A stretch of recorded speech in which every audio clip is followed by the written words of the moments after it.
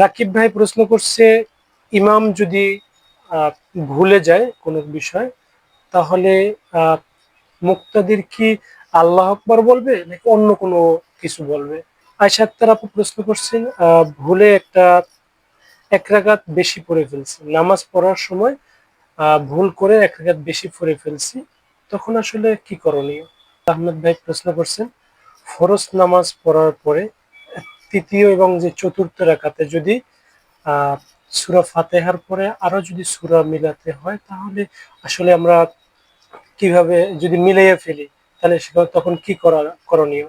আমেনা আপু প্রশ্ন করছে যে, যদি কোনো মেয়েরা নামাজ পড়ে, নামাজের সময় কি কোনো জোরে কোরআন তেলাওয়াত করতে পারবে কিনা মহিলারা? আসসালামু আলাইকুম, আশা করি সকলে ভালো আছেন।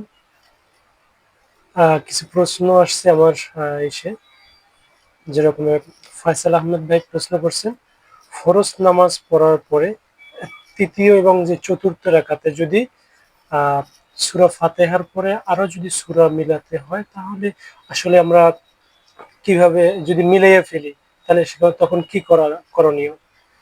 আসলে এটা আহ সূরা ফাতিহার পরে অন্য সূরা পড়াটা হলো মাকরু।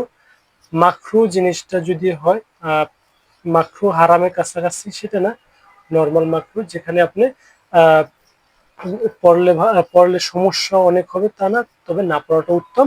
যদি মনে হয় যে ভুল, তাহলে আপনি সহজে দিতে পারেন, নো প্রবলেম।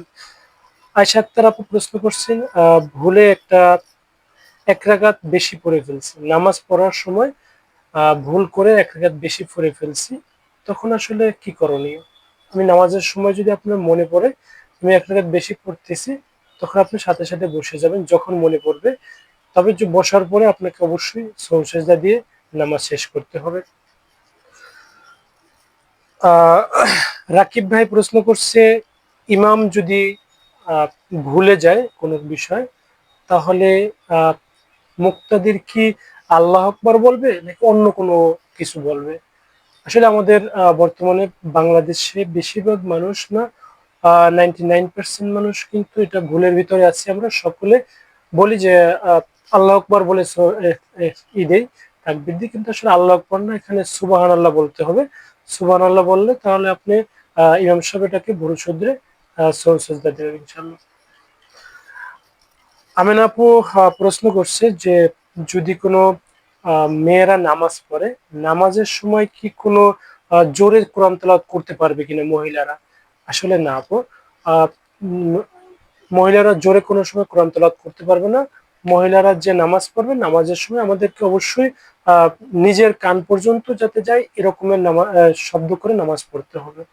অতএব এরকমের প্রশ্ন অবশ্যই আপনাদের জন্য আমাদের জন্য ভালো।